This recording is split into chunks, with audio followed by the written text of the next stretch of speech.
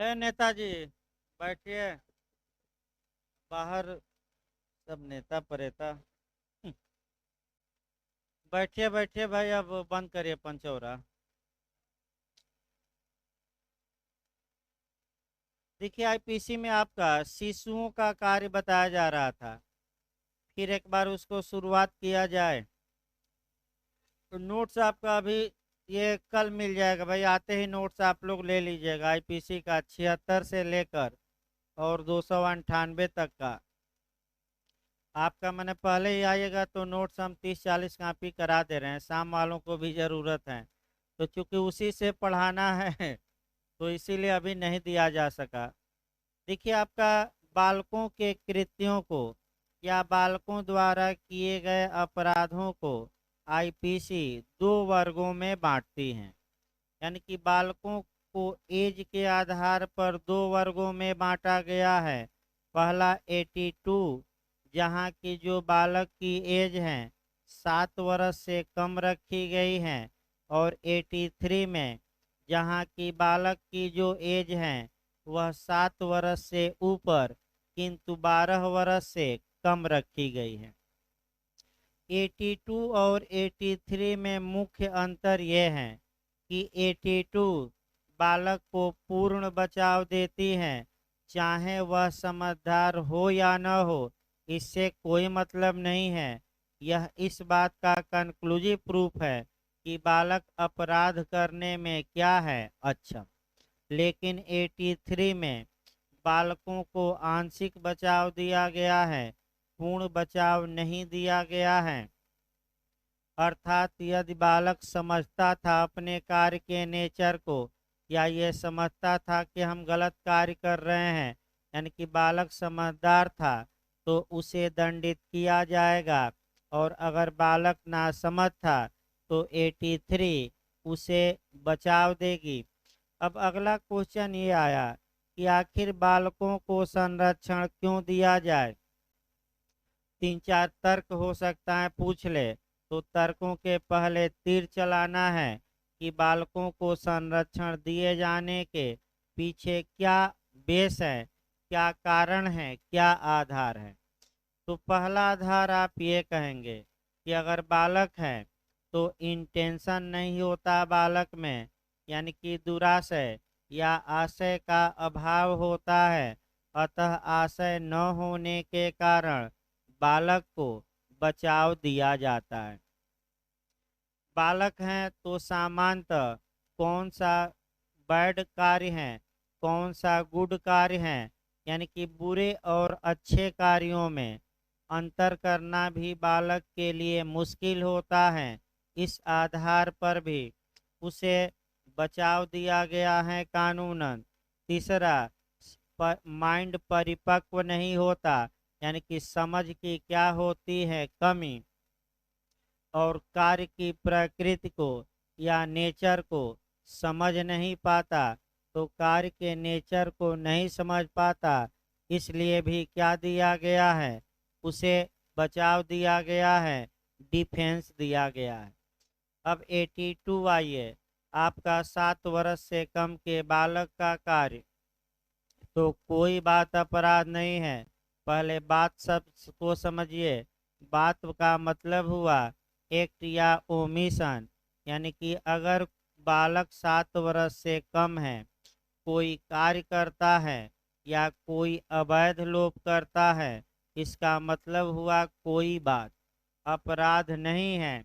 अर्थात अपराध होते हुए भी कानून उसे अपराध नहीं मानता। लेकिन यह कब, जबकि जिस दिन बालक कार्य कर रहा है, जिस समय बालक कार्य कर रहा था, उसकी एज 7 वर्ष से क्या हो, कम। जहाँ तक, अब इसको थोड़ा डिटेल में देखिए। जहाँ तक 7 वर्ष से कम के बालकों की बात है, ऐसे बालकों को डोली इनकैपेक्स कहा जाता है। पिछली बार यूपीएपीओ में ये क्वेश्चन आया था कि डोली इनकैपेक्स या अक्षम गुड़िया का सिद्धांत किस धारा में समाहित है। तो 82 मारेंगे, पहले 82 समझिए तब 83 बताया जाएगा। आपका 80 माने ऐसे बालक को अक्षम गुड़िया माना जाता है। ये माना जाता है कि यह बालक अपराध करने में अक्षम होता है। इस बात का यह निश्चायक सबूत है कि बालक अपराध करने में अक्षम है यदि एक बात यह साबित कर दी जाए कि जिस दिन बालक अपराध किया था उसकी एज 7 वर्ष से क्या थी, कम। ऐसे बालक को आंशिक नहीं बल्कि कैसा बचाव है, पूर्ण बचाव है। तो तुरंत जैसे ही कंक्लूसिव प्रूफ पढ़ेंगे तो आप एविडेंस में जाइएगा। निश्चायक सबूत किस धारा में परिभाषित है, 4 में। और एविडेंस की किन किन धाराओं में घोषित किया गया अभी बताया गया, 41, 112 और 113। निश्चायक जो सबूत हैं फिर बताइए, ये विधि की उपधारणा है कि तथ्य की कि दोनों की, अभी बताया गया था नहीं, विधि की।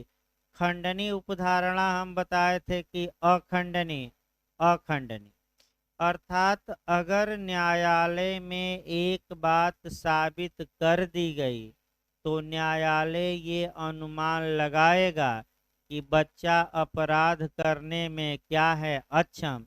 और इसको काटा जा सकता है कि नहीं, इसका खंडन अब किया जा सकता है कि नहीं, विपरीत साक्ष्य देकर नहीं किया जा सकता। यानी कि मात्र यह तथ्य कि बच्चा अपराध करने के दिन 7 वर्ष से कम था, इस बात का अकाट्य तर्क होगा, निर्विवाद प्रमाण होगा, या आपका माने बिना किसी विवाद के प्रमाण होगा कि बच्चा अपराध करने में क्या है, अक्षम। ये निश्चायक सबूत होगा। लेकिन भी लगाकर पढ़ना है। अगर कोई व्यक्ति ऐसे बच्चे से अपराध कराता है तो अपराध कराने वाला व्यक्ति दंड का भागी होगा, भले ही अपराध किसने किया हो, बच्चे ने। जैसे एक 6 वर्षीय बच्चे को उकसाता है, ये गिलास लो, इसमें पानी है, मैंने जहर मिलाया, मैं हूँ, जाकर बी को दे दो। बी वह पानी पी लेता है, मर जाता है, तो बच्चा बचाव का हकदार होगा। 82 में बच्चे ने कोई अपराध नहीं किया, लेकिन जो पानी गिलास में दिया है जहर मिलाकर, वह हत्या का दुष्प्रेरण किया। अगर अनुपस्थित है तो हत्या के दुष्प्रेरण के लिए दोषी होगा, और अगर वह घटना स्थल पर उपस्थित है तो 114 आईपीसी के तहत डायरेक्ट किसके लिए दंडित होगा, हत्या के लिए। ज्वाइंट लाइबिलिटी, संयुक्त दायित्व। यहाँ एक क्वेश्चन और लास्ट में देखिए 82 पर, आपका 82 पर एक क्वेश्चन ये है कि अगर मान लीजिए बच्चे को उकसाया गया, जहर दिया गया, बी को जाकर दे दो, और उकसाहट के असर में वह बी के बगल में बैठे सी को गिलास पकड़ा दिया, सी वह पानी पिया और मर गया आपका, तो ये क्या ए का दायित्व बताइए। तो ये माना जाएगा कि ए सीधे किसकी हत्या का दुष्प्रेरण किया है, सी की। आपका ये भी याद रखिएगा। अगला नियम आइए, अब 83 पर आइए। 82 इतना पर्याप्त है भाई। देखिए 83 में डोली कैपेक्स का सिद्धांत है। डोली कैपेक्स मतलब सक्षम गुड़िया, अक्षम नहीं, सक्षम गुड़िया।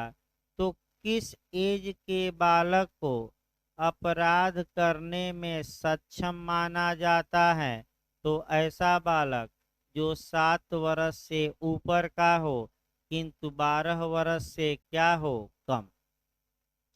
दूसरा नियम, पहले बीच वाला नियम देख लिया जाए, कई बार क्वेश्चन आया है। 82 और 83 में अगर आप देखें तो एक लीगल फ्लॉपी दिखाई देती है, एक विधिक गलती दिखाई देती है।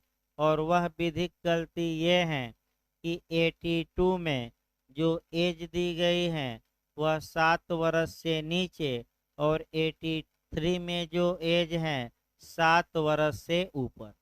तो अगर कोई बच्चा अपने बर्थडे के दिन ही, अपने जन्मदिन के दिन ही यानी कि जब वह जिस दिन जिस तारीख को वह एक्यूरेट 7 वर्ष का हुआ उसी तारीख को अपराध कर देता है तो 82 में आएगा कि 83 में, ये कहीं कोई प्रावधान नहीं है। तो जब प्रावधान नहीं है तो जो क्रिमिनल मामलों के जो प्रिंसिपल हैं वह दिमाग में रखना है। अब यहाँ इंटरव्यू में क्वेश्चन बना है, प्री में भी क्वेश्चन बना है, ध्यान समझिएगा। 4 तर्कों को बताइएगा। पहला नियम, ऐसे बच्चे को पूर्ण बचाव मिलेगा और 82 से ही कवर होगा, इसमें कोई शक नहीं है। अब ये ना कह दीजिएगा न्यायालय के विवेक पर तो 83 में, तो दोनों में, ये सब नहीं। एक्यूरेट याद रखिए कि ऐसा बच्चा किस सेक्शन में आएगा, 82 में। लेकिन किस आधार पर आएगा, वही आधार इंटरव्यू में पूछा जाता है। तो आपका जो क्रिमिनल मामलों के नियम हैं इंटरप्रिटेशन के, अब उन नियमों को रखना पड़ेगा। पहला मैं नियम बता रहा हूँ स्ट्रिक्ट इंटरप्रिटेशन का। स्ट्रिक्ट इंटरप्रिटेशन का मतलब कठोर निर्वचन, कठोर व्याख्या, शब्दशः व्याख्या, यानी कि आपराधिक मामलों का कठोर निर्वचन किया जाता है और न्यायालय शब्दों के बाहर जाकर किसी अभियुक्त को दोषी नहीं ठहरा सकता, पहला नियम। दूसरा नियम आप ये बताएंगे कि जहां भी कानून में डाउट हो, आपका जहां भी संदेह हो, उसका लाभ सदैव कौन पाता है, अभियुक्त पाता है। तो चूंकि ये संदेह उत्पन्न हो गया कि बच्चा 82 में आएगा कि 83 में, तो संदेह का लाभ सदैव कौन पाएगा, बच्चा। और किसमें माना जाना चाहिए, 82 में। तीसरा, दांडिक विधियों का नियमनिष्ठ निर्वचन किया जाता है। नियमनिष्ठ का मतलब कम से कम में किया जाता है, अधिक से अधिक में नहीं। अर्थात इसका मतलब, एक उदाहरण दूसरा देखिए तब आपका नियमनिष्ठ देखा जाएगा। भाई उदाहरण 72 सेक्शन हम उठाते हैं आईपीसी की। फिर एक बार, अगर इस बात का संदेह हो जाए कि अभियुक्त ने 2 या 2 से अधिक अपराधों में से कौन सा अपराध किया, तो जो दांडिक मामलों का व्याख्या का नियम है ये कहता है कि ऐसी दशा में ऐसे अपराध के लिए दंडित किया जाए जिसमें सजा ज़्यादा हो कि कम हो। इसी को कहते हैं नियमनिष्ठ निर्वचन का सिद्धांत। और उदाहरण भी मैं बताया था, अगर ये संदेह उत्पन्न हो जाए कि मामला 302 आईपीसी में आता है कि 304 में, तो किसके लिए दंडित किया जाएगा, 304, जिसमें दंड की मात्रा क्या हो, कम। उसी प्रकार 82-83 में आइए, जब ये संदेह उत्पन्न हो गया कि 82 में ऐसे बच्चे को माना जाए कि 83 में, तो किस में माना जाएगा, कम से कम में लाइए, 82 में। और संदेह का लाभ मैं बताए अंतिम आप विद्वान का देंगे। डॉक्टर हरि सिंह गौड़ का कहना है कि ऐसे बच्चा 82 से कवर होगा, न कि 83 से। तो 3 तर्क कानूनी और 1 तर्क हमने किसका दिया, विद्वान का। कौन से विद्वान, डॉक्टर हरि सिंह गौड़। अगला 83 अब आइए, अगर बच्चा 7 वर्ष से ऊपर का है, 12 वर्ष से कम का है, तो अब ये देखा जाएगा कि क्या वह अपने कार्य की प्रकृति को समझ रहा है कि नहीं, जो वह कर रहा है क्या वह समझ रहा है कि नहीं कि यह जो है ये गलत कार्य है, ये आपका विधि विरुद्ध हम कार्य कर रहे हैं। अगर वह समझ रहा है तो उत्तरदायी होगा आपराधिक मामलों में, और नहीं समझ रहा है तो उसे बचाव मिलेगा। लेकिन ऐसे बच्चे को अक्षम न मानकर अपराध करने में क्या माना जाता है, सक्षम। यानी कि डोली का एपेक्स कहा जाता है। जैसे जैसे कोई बच्चा आपका मने 7 वर्ष से ऊपर एज में बढ़ता रहता है, वैसे वैसे ये माना जाता है कि उसकी समझ परिपक्व हो रही है। तो अगर बच्चा 12 साल में 1-2 महीना कम हो, इसका मतलब कि ज़्यादा समझदार हो गया है, और 7वें के बाद 8वें में प्रवेश किया है, तो अभी उसकी समझ क्या है, कम। अब 2-3 उदाहरण देखिए इस पर भाई आपका। हाँ, ऐसे बच्चे को पूर्ण बचाव नहीं दिया गया है। ये पूछ सकता है कि ऐसे बच्चे को कैसा बचाव दिया गया है कानूनन। आंशिक, समझदार है तो दंड पाएगा, और समझदार नहीं है तो दंड नहीं पाएगा। अगर समझदार हैं, दंड दिया जाता है तो जुनाइल जस्टिस एक्ट के तहत जाएगा। फिर आगे बढ़िए। किशोर न्याय बालकों की देख रेख एवं संरक्षण नियम 2015 नया बन चुका है, अब 2000 वाला न पढ़िएगा। जे एक्ट, जुनाइल जस्टिस एक्ट 2015 के तहत ऐसा बालक दंड का भागी होगा, और दंड की जो अधिकतम मात्रा हो सकती है 3 साल हो सकते हैं। याद रखें, कितने साल? ऐसे बालक के लिए जो 7 से ऊपर है किंतु 12 से कम हो, आज भी 3 साल। अगर आवश्यकता पड़े तो और 1 साल आपका एनजीओ के अंडर में रखा जा सकता है।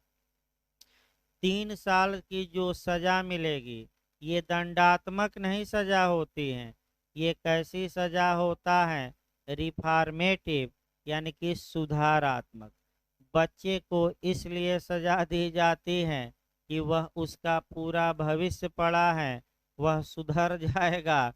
और अगर आपका 10 वर्षीय बच्चे ने किसी की हत्या भी कर दी, तो मृत्युदंड नहीं दिया जा सकता, जीवन कारावास। कितना अधिकतम? 3 साल, वो भी कहाँ? सुधारगृह। और जब सुधारगृह से छूटेगा तो उन्मुक्ति उसे प्राप्त होगी, नौकरी भी पा सकता है। और वेरिफिकेशन में वो क्या बाधा आएगी कि नहीं? जब छोटे पर अपराध किया, कोई बाधा नहीं भाई। तमाम देखिए आपका जब 14 नवंबर आएगा तो पेपर देखिएगा, तमाम बच्चों का उदाहरण दिया रहेगा जहां बच्चों ने अपराध किया छोटे पर, और बड़े होकर आईएएस पीसीएस बने, इसमें कोई शक नहीं है। तमाम उदाहरणों से पेपर क्या रहता है, तो भाई वेरिफिकेशन में कोई बाधा नहीं आती, बच्चा अपराध किया है तो। अब 12 या 12 से ऊपर रहेगा तो इसके लिए भाई आईपीसी काम नहीं करेगी। इसके लिए जुनाइल जस्टिस क्या बना है? एक्ट बना है। आईपीसी तो केवल 12 वर्ष से नीचे तक का ही तो प्रावधान करती है। 12 से ऊपर रहेगा तो अलग कानून है, अब उतना नहीं बता सकता, बहुत लंबा चल जाएगा। फिर एक बार देखिए, 1-2 उदाहरण बस देखे जाते हैं, सामान्य बात तो हो ही गई। मान लीजिए एक बच्चा था और एक आदमी को चाकू मारा, तुरंत वहां से भाग गया और जाके ईख के खेत में छिप गया। तो बताइए, क्या इस उसके आचरण से आपको क्या लगता है कि वह समझदार है कि नहीं? वह अपने कार्य की प्रकृति को समझ रहा है कि नहीं? समझ रहा है, इसमें कोई शक नहीं है।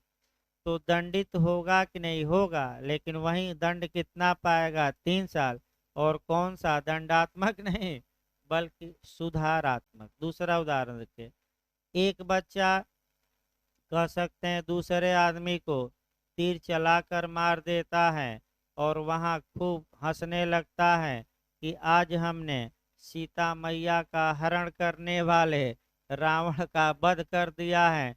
लोग आते हैं तो तुरंत बताइए, क्या वह अपने कार्य की प्रकृति को समझ रहा है? तो वह दंडित नहीं होगा। तीसरा उदाहरण देखिए, आपका तीसरा उदाहरण देखा जाए, मान लीजिए एक बच्चा है और कह सकते हैं एक आदमी पर पत्थर फेंकता है, पत्थर फेंक कर भागता नहीं, हंसने लगता है। यानी कि वह कार्य की प्रकृति को नहीं समझ पा रहा है, इसका मतलब। इसके बाद एक आता है उदाहरण आपका, कि एक 11 वर्षीय बालिका थी, एक अंगूठी उठाई और अपनी माँ को दे दी, तो क्या वह चोरी के लिए दंडित होगी कि नहीं? तो वह क्या कर रही है क्या नहीं, ये समझ नहीं थी ज़्यादा, तो चोरी के लिए दंडित नहीं की गई। यानी कि कुल मिलाकर 83 में आपका समझदारी देखी जाएगी। अगर वह समझ रहा है कार्य की प्रकृति को, तो दंड का भागी होगा, और नहीं समझ रहा है तो क्या होगा? बचाव का। हाँ, परिणाम तब भी भाई आपका परिणाम समझे, हम चाकू मार रहे हैं और इसका परिणाम होगा कि ये मर जाएगा, तो हाँ।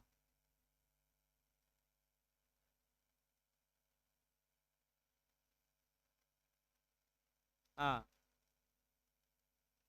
नहीं, परिणाम ये समझ रहा है कि भाई हम इनको रावण को मार रहे हैं, ये नहीं समझ रहा। परिणाम का मतलब ये हुआ कि अगर ए ने बी पर गोली चलाई, बालक है ए, तो ए समझ रहा है कि हम बी की जान ले लेंगे, लेकिन अगर वो समझ रहा है कि हम बी की जान तो ले रहे हैं लेकिन बी रावण है, तो ये ना समझ माना जाएगा।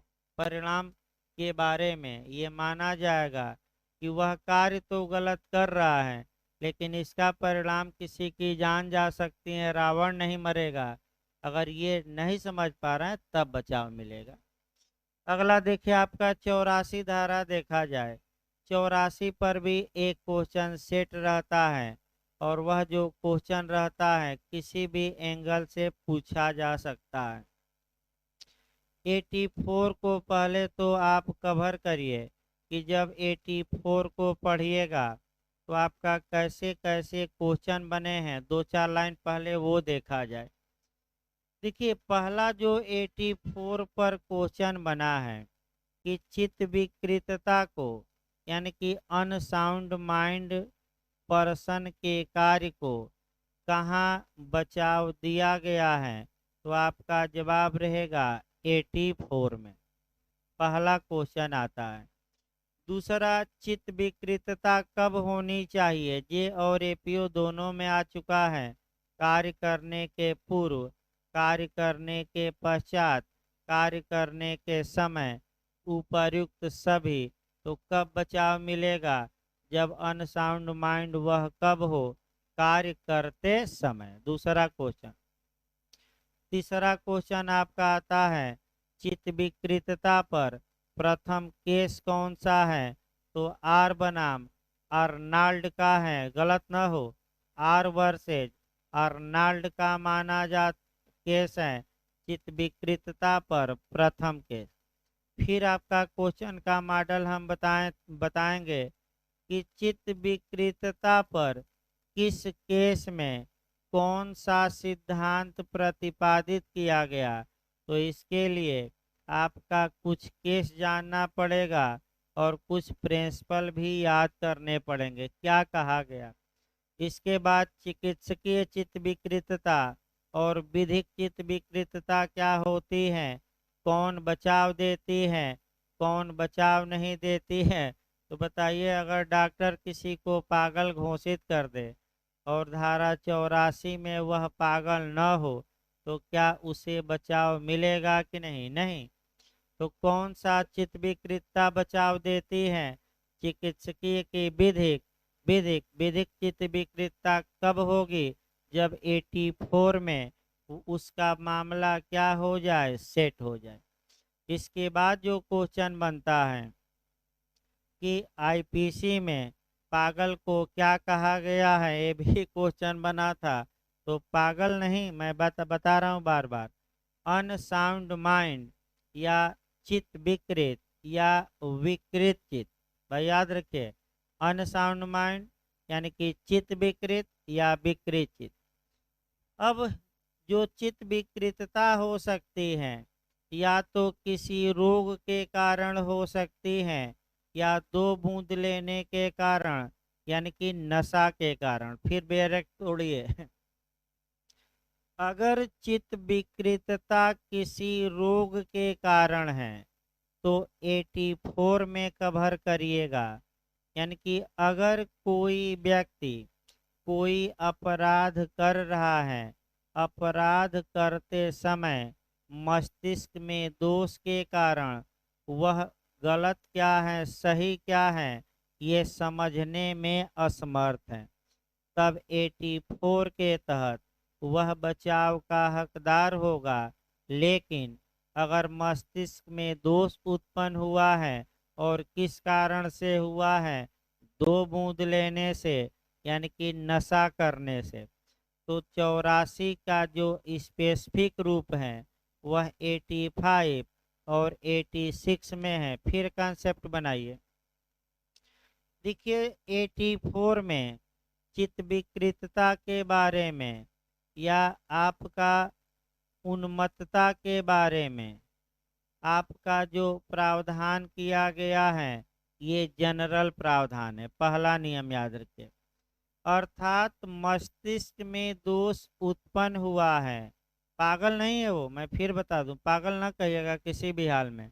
मैं क्या कह रहा हूँ, मस्तिष्क में दोष उत्पन्न हुआ किसी बीमारी या इत्यादि के कारण, और उस दोष के कारण वह एक्ट का नेचर इत्यादि समझने में असमर्थ है जब वह कार्य कर रहा था, तो ऐसी दशा में 84 उसे बचाव देती है। 84 में जो नियम हमने बताया इसका स्पेसिफिक रूप विशिष्ट रूप दिया गया है, इसको स्पेशलाइज किया गया है अगली 2 धाराओं में, आपका 85 में और 86 में। अर्थात अगर मस्तिष्क में दोष आपका नशे के कारण हुआ है, नशीला पदार्थ के सेवन के कारण हुआ है, तो मामला 84 में न जाकर कहाँ सेट होगा, 85 में और 86 में। अगर अनैच्छिक मतता है यानी कि जबरदस्ती खिला पिला दिया गया तो 85, और स्वेच्छा से लिया है तो 86। इतना कम से कम समझिए अभी शुरुआती दौर में। फिर आगे अब एक एक भाई आपका व्यू से चला जाए, पहले कोरिलेशन कुछ हो जाए क्योंकि कोरिलेशन पर भी क्वेश्चन बनता है। अगर कोई अनसाउंड माइंड पर्सन है और उस समय कोई भी अपराध करता है, मर्डर भी कर दे, जिस समय वह अनसाउंड माइंड पर था, तो 84 उसे एब्सोल्यूट या पूर्ण बचाव देती है। अब समस्या ये आई कि मान लीजिए 84 के तहत जो चित्त विकृत व्यक्ति था वह किसी को अपहान कर दे तो बच जाता था, तो क्या ऐसे पागल से या ऐसे चित्त विकृत व्यक्ति के खिलाफ आपको प्राइवेट प्रतिरक्षा का अधिकार होगा कि नहीं? होगा। और वह सेक्शन पूछा जाता है 98, यानी कि 84 के साथ कौन सी आईपीसी की धारा आपको पढ़ना है? आपका 98 पढ़ना है। एक पागल है, पिस्टल लेकर मारने के लिए आपको दौड़ा रहा है, वह अगर पिस्टल आपको मार देता तो किस धारा में बच जाता? 84। तो क्या आप छुपेंगे कि अपने बचाव में पागल को ठोक देंगे? तो अगर आपने अपने व्यक्तिगत प्रतिरक्षा में जीवन को बचाने के लिए पागल को जान से मार ही दिया तो आपने भी कोई अपराध नहीं किया। और कौन सी धारा कहती है कि व्यक्तिगत प्रतिरक्षा ऐसे व्यक्तियों के भी विरुद्ध होगी जिनका कार्य कानूनन अपराध नहीं माना गया है? तो कौन सी धारा? अब बच्चा पर आ जाइए। एक शिशु है जो 6 वर्षीय है, उसके कार्य से आपको लग गया कि अब शिशु मेरी जान ले लेगा, तो आपने अपने को बचाने के लिए 6 वर्षीय शिशु की हत्या कर दी। तो अगर शिशु आपको मार देता तो भी बच जाता 82 में, और आपने शिशु को मार दिया अपने बचाव में तो आप भी बच जाएंगे कानूनन। कौन सी धारा? 98। तो चाहे पागल हो, चाहे 2 बूंद वाला हो, चाहे भूल वाला हो, सबको मारकर अपने को बचाइए। कौन सी धारा? 98। अब अनसाउंड माइंड के बारे में 2-3 और नियम जानिए थोड़ा। अगला नियम जो आपको जानना है वह संविदा अधिनियम में जानना है। संविदा अधिनियम की 2 धाराएं पढ़िएगा, एक 10 पढ़िएगा, एक 11, 3 धाराएं 10, 11 और 12। 12 से लगातार क्वेश्चन बन रहा है। देखिए संविदा अधिनियम की धारा 10 कहती है कि कोई भी करार कॉन्ट्रैक्ट तभी बनेगा जब करार के पक्षकार संविदा करने में कॉम्पिटेंट हो, सक्षम हो। सक्षम कौन होगा ये धारा 11 बताती है। तो जो वयस्क हो, जो चित्त विकृत न हो और जो किसी कानून द्वारा संविदा के लिए अयोग्य घोषित न हो। तो धारा 11 में एक शब्द तो आया कि जो चित्त विकृत है वह अक्षम और जो चित्त विकृत नहीं है वह सक्षम। यानी कि साउंड माइंड है तो सक्षम और अनसाउंड माइंड है तो अक्षम। अब कब किसी व्यक्ति को अनसाउंड माइंड कहा जाएगा उसका निर्धारण 11 से नहीं होगा, कॉन्ट्रैक्ट के 12 से होगा। स्वचितता क्या है, कब कोई व्यक्ति स्वचित माना जाएगा, कब अस्वचित माना जाएगा, इसका निर्धारण आपका 11 से नहीं, कौन सी धारा से। तो पागल खाने का रोगी का उदाहरण बनता है। एक पागल खाने का रोगी है, वह 15 दिन पागल रहता है, 15 दिन सही रहता है। तो कब करार करेगा तो करार ही शून्य, और कब करार करेगा तो संविदा प्रवर्तनीय होगी। तो जिस समय पागल है शून्य करार और सही है तो क्या होगा, प्रवर्तनीय। तो संविदा नियम भी याद रखिएगा। इसके बाद पागल पर आपका एविडेंस में भी खूब पूछा जाता है। एविडेंस जब पढ़िएगा तो धारा 118 का स्पष्टीकरण है कि पैराग्राफ में देखिए तो एविडेंस में एक्सप्लेनेशन है कि पैराग्राफ चेंज करके लिखा है, हल्का सा मिस। 118 निकालिए, एकदम निचली लाइन देखिएगा। देखिए आपका भाई धारा 118 का स्पष्टीकरण ये बता रहा है एविडेंस के कि कोई पागल अपने पागलपन के कारण ही अक्षम साक्षी नहीं होगा। अर्थात कानून पागल को भी क्या मानता है, सक्षम साक्षी। लेकिन पागल कब सक्षम साक्षी होगा, 2 पॉइंट याद रखिएगा, भरमा देगा। यदि वह न्यायालय द्वारा किए गए प्रश्नों को क्या कर रहा है, समझ रहा है और उसका रीजनेबल यानी कि आपका उचित उत्तर दे रहा है। फिर एक बार देखिए, चाहे बालक हो, चाहे बूढ़ा हो, चाहे पागल आ जाए, चाहे आपका मन या शरीर का रोगी आ जाए, अगर आपका एक क्वेश्चन बनता है, इस पर एक नियम बना लीजिए, क्या वह साक्ष्य देने में कॉम्पिटेंट है कि नहीं, क्या ऐसा व्यक्ति सक्षम साक्षी है कि नहीं। जब भी ये आए तो एक ही पैमाने पर तौलिएगा, और वह पैमाना है कि क्या ऐसा व्यक्ति न्यायालय द्वारा किए गए क्वेश्चन को समझ रहा है और समझकर उसका उचित उत्तर दे रहा है। अगर ऐसा है तो वह साक्ष्य देने में क्या माना जाएगा, सक्षम। तो एक उदाहरण देखिए, एक 8 वर्षीय बालक है, गवाह के रूप में पेश हुआ, तो क्या वह सक्षम होगा कि अक्षम। तो आप निर्धारण कैसे करेंगे, न्यायालय कुछ प्रश्न पूछेगा, उसका जवाब वह देगा। अगर वह जवाब सही सही दे दिया समझकर तो सक्षम, और गलत गलत दे दिया तो अक्षम। पागल में भी यही लागू करिएगा। 118 का स्पष्टीकरण देखना है।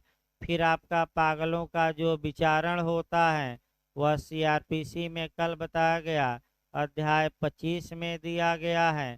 धारा 328 से लेकर 339 तक कभी पूछा नहीं गया है। एक बार बिहार मेंस में ये पूछा गया था, चित्त विकृत व्यक्तियों का विचारण। तो कौन सी धारा आपका, अध्याय 25 धारा 328 से लेकर 339 सीआरपीसी। अगर पागल हैं तो भारतीय पागलपन अधिनियम 1987 बना है, कहाँ भेजा जाएगा? पागल खाने। तो आपका फिर एक बार देखिए भाई, बैक हो जाइए तो आपका कोरिलेशन किया गया।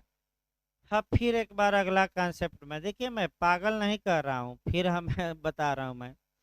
अगर कोई व्यक्ति है जिसके मस्तिष्क में दोष है और जिस समय वह कार्य कर रहा है मस्तिष्क में उसका काम ही नहीं कर रहा है, तब वह 84 में वह बचाव का क्या होगा?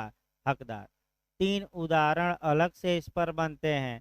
तीनों उदाहरण फिर एक बार देखिए।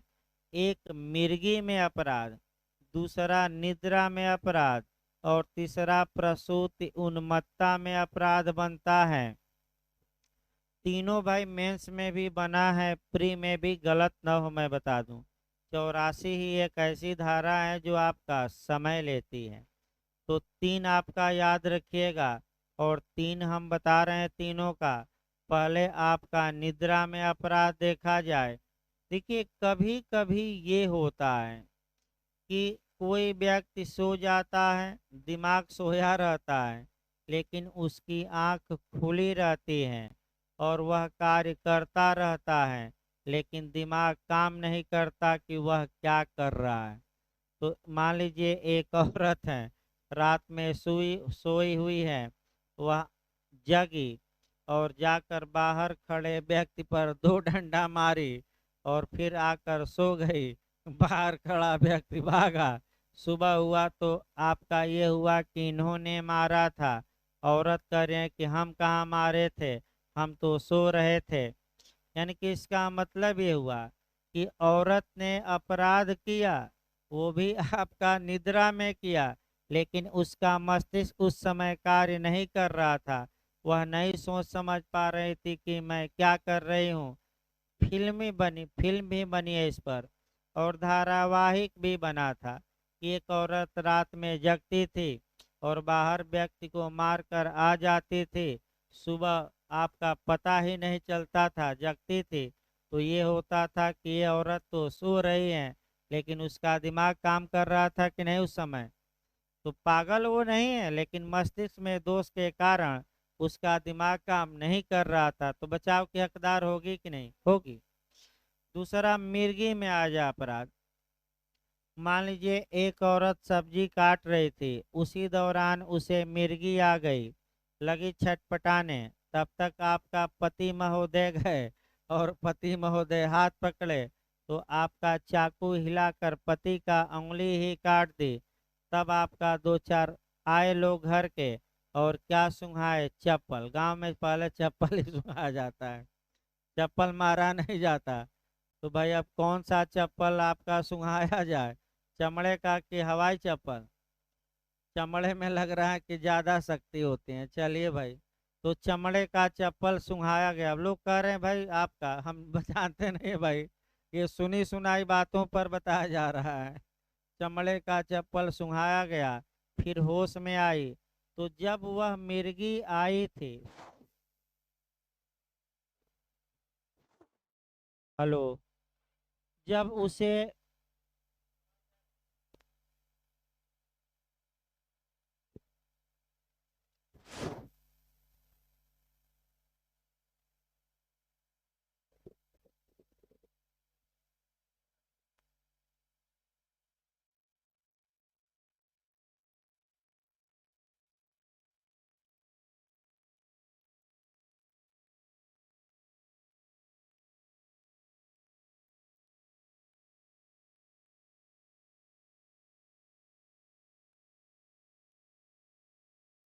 Hello, hello, hello.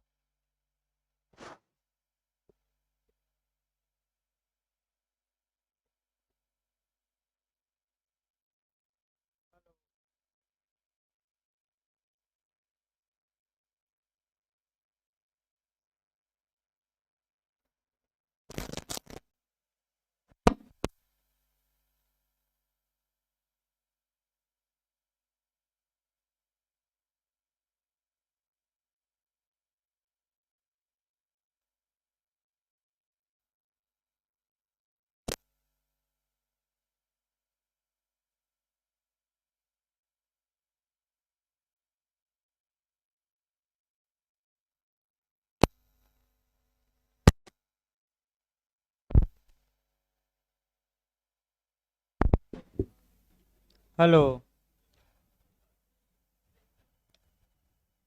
वो कहीं हिल गया। देखिए आपका मिर्गी में अपराध।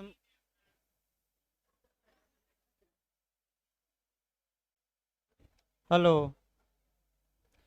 देखिए मिर्गी में अपराध बताया जा रहा था, और ये धारा ही ऐसे है कि कुछ आपका सिस्टम को भी मिर्गी आ जाएगी। और क्या किया जाए। तो मिर्गी में अपराध में बचाव मिलेगा, क्योंकि जब वह कार्य कर रही थी अपने कार्य की प्रकृति को समझने में आपका पागल नहीं थी, लेकिन मस्तिष्क में क्या था, दोष आ गया था। तीसरा देखिए आपका प्रसूति उन्मत्तता पूछी गई है, यानी कि जब औरतों को डिलीवरी के समय कभी काल ऐसा होता है कि इतना दर्द होता है शरीर में कि उनका दिमाग काम करना बंद कर देता है।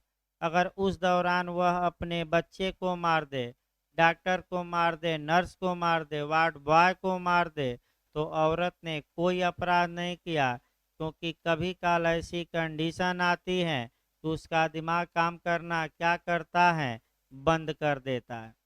चित्त विकृतता पर जो लीडिंग केस है वह मैकनाटन का केस है। मैकनाटन का पहले केस समझिए, तब सिद्धांत। बेयर एक्ट में दम नहीं है।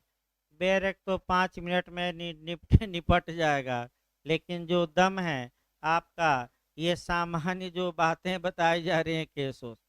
तो क्वेश्चन बनता है कि मैकनाटन का जो सिद्धांत है या मैकनाटन का केस है, ये किससे रिलेटेड है, तो चित्त विकृतता से। और किस धारा से, 84 से।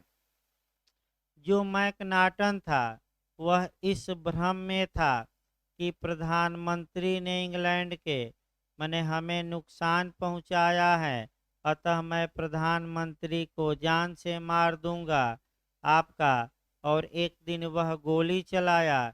जब गोली चलाया तो आपका उससे भूल हो गई, प्रधानमंत्री के सचिव को प्रधानमंत्री जानकर मार दिया, तो मर गए सचिव और पीएम क्या हो गए, बच गए।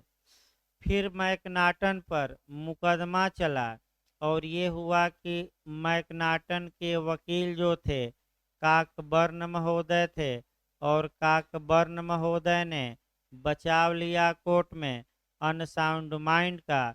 यानी कि जब मैकनाटन आपका कार्य कर रहा था उस समय वह चित्त विकृत था, और अच्छा क्या है बुरा क्या है कार्य का नेचर नहीं समझ पा रहा था। अतः जब ये पागल था तो इसे क्या किया जाए, बचाव दिया जाए। काकबर्न महोदय ने आपका, मैं बता दूं, आपका बचा लिया मैकनाटन को। जब निचली अदालत ने मैकनाटन को बाइज्जत बरी कर दिया 84 आईपीसी का बचाव देकर, मैंने यहाँ नहीं भाई आपका चित्त विकृतता का बचाव देकर, क्योंकि वहाँ तो धारा अलग होगी ना। तो इस प्रकार पूरे देश में हंगामा मचा, इंग्लैंड में हंगामा मचा। तो वहाँ के हाउस ऑफ लॉर्ड्स ने एक जजों की पीठ बनाई, जिसमें टोटल 15 जज थे। 15 जजों की पीठ बनाई गई। हाउस ऑफ लॉर्ड्स के सामने कुछ क्वेश्चन रखे गए और कहा गया कि आप जवाब दीजिए क्वेश्चनों का। तो फिर मैं बता दूं, मैकनाटन के मामले में वहाँ का जो सर्वोच्च न्यायालय है आपका, यानी कि सबसे बड़ा न्यायालय भी है, हाउस ऑफ लॉर्ड्स सदन भी है, उच्च सदन न्यायालय भी है। तो वहाँ अपील नहीं की गई थी, यानी कि ये मुकदमा नहीं गया था हाउस ऑफ लॉर्ड में। हाउस ऑफ लॉर्ड से राय मांगी गई थी कि ये क्वेश्चन है, आप इस विषय पर क्या दे दीजिए राय, कि चित्त विकृतता के बारे में क्या कानून होना चाहिए। 15 जजों की पीठ बैठी, 14-1 से निर्णय आया। ये भी पूछा जाता है कितने से निर्णय आया, 14-1 से। 14 जज पक्ष में, एक जज विपक्ष में था। मुख्य न्यायाधीश टिंडले थे। उसको पूछा जाता भाई मुख्य न्यायाधीश टिंडले, टिंडा की सब्जी खाते रहिए, टिंडले रटते रहिए। मुख्य न्यायाधीश कौन थे, टिंडले। अल्पमत में जो निर्णय दिए थे वह जस्टिस माल ने निर्णय दिया, यानी कि मुख्य न्यायाधीश टिंडले थे और अल्पमत में निर्णय जस्टिस माल ने दिया। और कुछ चित्त विकृतता पर सिद्धांत प्रतिपादित किए गए। उन्हीं सिद्धांतों को ही हम एक लाइन में क्या कहते हैं, मैकनाटन का नियम। तो मैं इसी को मैकनाटन का नियम कहते हैं।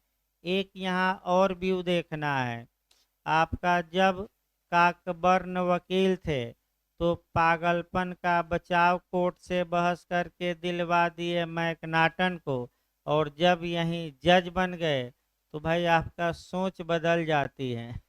जैसे कि आप कह सकते हैं अभी पढ़ रहे हैं, अभी आपकी सोच दूसरी, और जैसे ही सेलेक्ट हो जाएंगे आप लोग भी क्या करेंगे, अपने समाज में चले जाएंगे और आपकी भी सोच परिवर्तित हो जाएगी, जैसे काकबर्न की हो गई। ध्यान से समझिए उदाहरण। मैकनाटन के वाद में बहस करके मैकनाटन को पागलपन का बचाव दिलवा दिए और हत्या से बाइज्जत क्या करवा दिए बरी।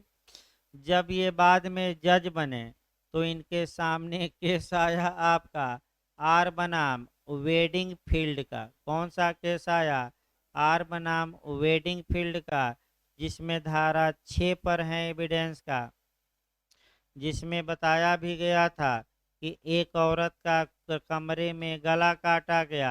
वह दौड़ते हुए आंगन में आई, अपनी चाची से कही कि ओ माय डियर आंटी, देखो वेडिंग फील्ड ने मेरी क्या दुर्दशा कर दी है। उसके बाद मर गई। काकबर्न से कहा गया वकीलों द्वारा अभियोजन के कि आप रेह जेस्टे मानिए, एक ही संव्यवहार का क्या मानिए भाग। नहीं माने, कहे कि जब गला काटा जा रहा था उस समय बोली होती। दूसरा कहा गया, दूसरा तर्क उठाया गया कि आप डीडी में मान लीजिए, डाइन डिक्लेरेशन में। तो फिर काकबर ने कहा कि इंग्लैंड में मृत्युकालिक कथन तभी मान्य होगा जब कथन करते समय मृत्यु की आशंका नहीं प्रत्याशंका, यानी कि पूरी आशंका हो कथनकर्ता को कि कथन करने के बाद मैं कहाँ पहुँच जाऊंगा ऊपर। केवल आशंका थी इस औरत को, पूर्ण आशंका नहीं थी कि चाची से मैं वाक्य कहने के बाद कहाँ पहुँच जाऊंगी ऊपर। सारे तर्क विफल हो गए अभियोजन के। यानी कि इसका मतलब कि जब वकील थे तो अभियुक्तों को बचाते थे, और जब जज बन गए तो देखिए कानून का कैसा निर्वचन करने लगे। यानी कि तो आपका व्यू बदलता रहता है, इसमें कोई शक नहीं है भाई। स्टेटस के अनुसार, परिस्थितियों के अनुसार आपका जो व्यू बदलता रहता है। ये आपका मैकनाटन का आपका बताया गया।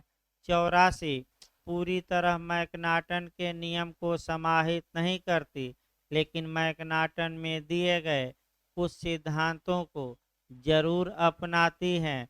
अब उतना सिद्धांत किताब होता मैं बहुत लंबा चल जाएगा। हाँ, विक्षिप्त भ्रम। हाँ, अभी आपका बताया जाएगा सिद्धांत में विक्षिप्त भ्रम का बचा। वो विक्षिप्त भ्रम में था, अभी आपका सिद्धांत में बताया भी जाएगा। अगला जो नियम आपको इसमें देखना है वह आपका चित्त विकृतता पर कौन कौन से सिद्धांत किस केस में प्रतिपादित किए गए। तो पहला जो केस है आपका आर बनाम आर्नाल्ड का, और खूब आपका क्वेश्चन बना है। देखिए आपका कैसे मॉडल, पहले देखिए पहला मॉडल आपका ये बना है कि चित्त विकृतता पर प्रथम केस कौन है। तो आर वर्सेज आर्नाल्ड मारिएगा, पूरा केस हम बताएंगे। दूसरा, जितने प्रथम प्रथम प्रथम केस हो आपका प्रयास ये होना चाहिए कि उन केसों को याद रखना चाहिए। तो 3-4 उदाहरण बताइए। प्रथम पर संविधान संशोधन को लेकर, मूल अधिकारों में संशोधन को लेकर प्रथम वाद किसे माना जाता है, जिसमें सुप्रीम कोर्ट ने कहा कि संसद मूल अधिकारों में भी संशोधन कर सकते हैं। दो ऑप्शन मैं दे रहा हूँ, शंकरी प्रसाद का कि सज्जन सिंह का। तो पहला केस कौन है, शंकरी प्रसाद। दूसरा सज्जन सिंह। दोनों को उल्टा किस केस में गया, तीसरा गोलकनाथ। गोलकनाथ को किस में उल्टा गया, केशवानंद। तो कम से कम 4 केस क्रम से, पहला शंकरी, दूसरा कौन, सज्जन, तीसरा गोलक और चौथा इसके बाद आपका वहीं श्रीमती इंदिरा नेहरू गांधी, तमाम। उसके बाद तो आगे बढ़ा जाएगा। अगला देखिए भाई,